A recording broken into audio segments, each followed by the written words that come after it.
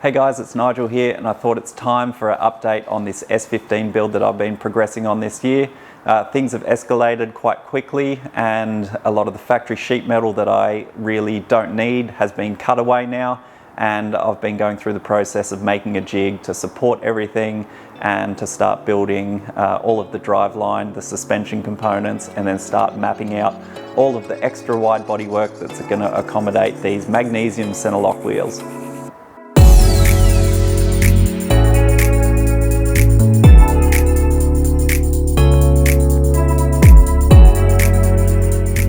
Like I mentioned before, this chassis is undergoing some pretty major modifications, and all of the components that it used to mount really don't need to be mounted to it anymore. So to remake everything, I've removed the back half of the car, and this required cutting everything off at the center line of the rear wheels, and then the front half of the car, and then also the firewall as well. Like I said, the motor position's going to be changed, and I'm planning on running a transaxle out the back, so I've also cut away most of the floor from the front seats rearward.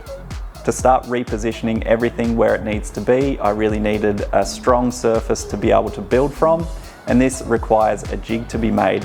So I jumped on Fusion 360 and started drawing everything up. I used 100 by 50 millimeter rectangle tubing in the construction of this jig, so it's nice and strong and rigid, and then worked out the wheelbase that I require for this car and the track width to then work on all of the dimensions.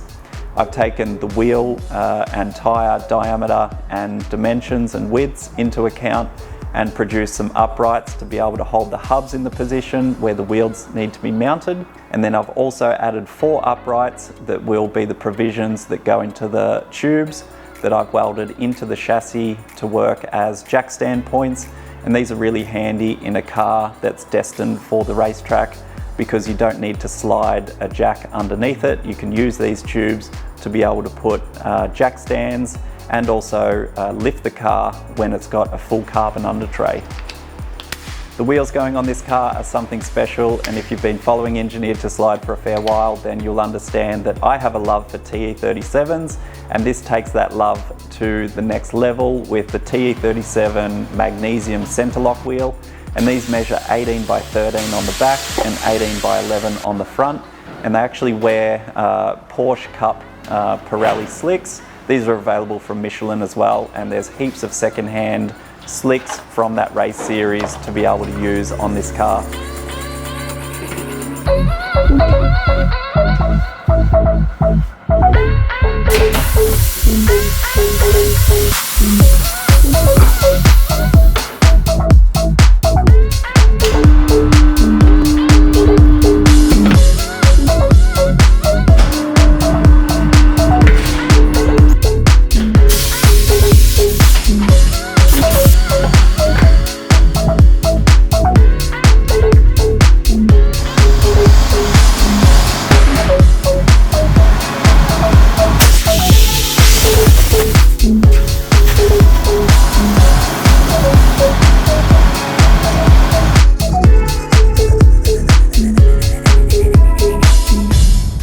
Once the wheels were all mounted up, I could get into the manufacture of the jig. I went to my local metal wholesaler and picked up some tube. The 100 by 50 tube that they had was actually on special, but it was galvanized dipped, which isn't a bad thing. It fends off rust, but what you do have to do is grind away the galvanized coating, because I plan on TIG welding everything. And when you TIG weld galvanized, what it does is it reacts with, I guess, the arc, and then it usually spits back onto the tungsten, and you'll be forever grinding tips if you don't grind this away before you start welding.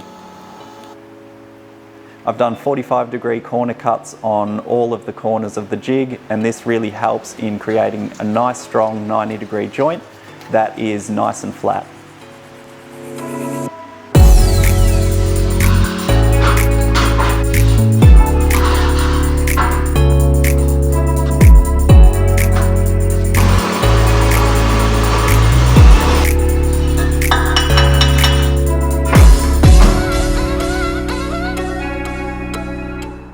One great thing about doing everything in CAD is that it's really easy to reference all of your drawings, so that when it comes time to making things, it's very straightforward.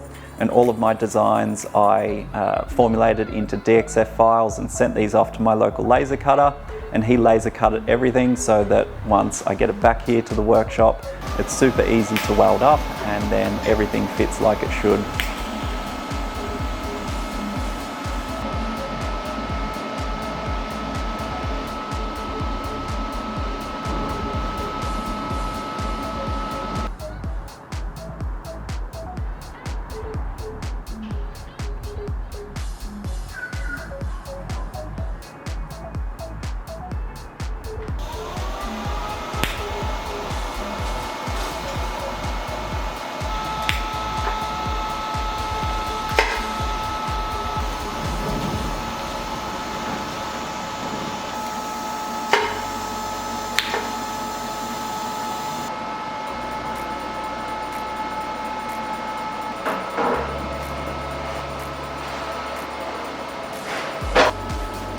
With 2 corners complete, I can then put them together on the floor of the workshop, making sure that they're nice and flat.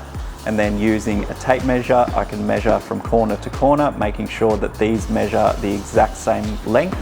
And then I'll know that my jig is square. Once that's all welded up, I can focus on welding my wheel uprights onto the central position of my tube. And then I know that I've got my wheelbase right.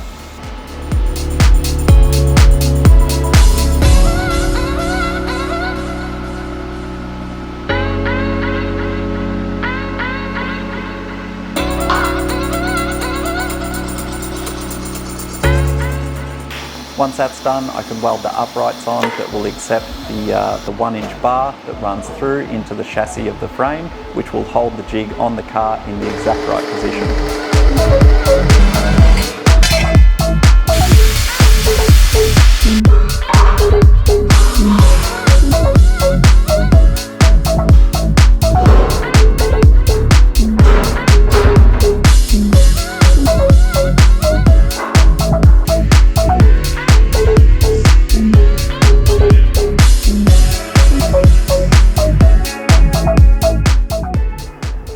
Now for the fun part, I can start setting up my wheel adapters, and these are just temporary for now. I did draw these up in CAD and had them made, but probably won't run them in the finished product as I'll be machining one-off hubs to make sure that everything's super strong and super light.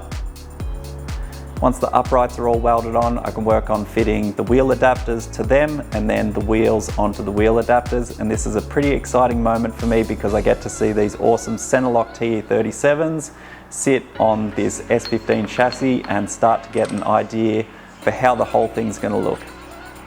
I'm super excited about this build now that I've got this jig all set up, and this is a really good foundation to mount everything from. Once I have the motor, and you'll be excited to see what I've got for it, I can then mount that in the right position in terms of where it sits in the chassis, and then I'm planning on using a transaxle sequential gearbox in the back of the car to make sure that the weight transfer and everything is going to be spot on. And then I can start all of the fabrication to complete all of my own suspension arms, all of my own chassis pickup points, and then everything from the front to the back. And yeah, I'm excited to see this evolve, and thanks for following along on the build. And if you need any fabrication advice, then I've got all of these fabrication courses up on engineeredtoslide.com. So check them out, and good luck.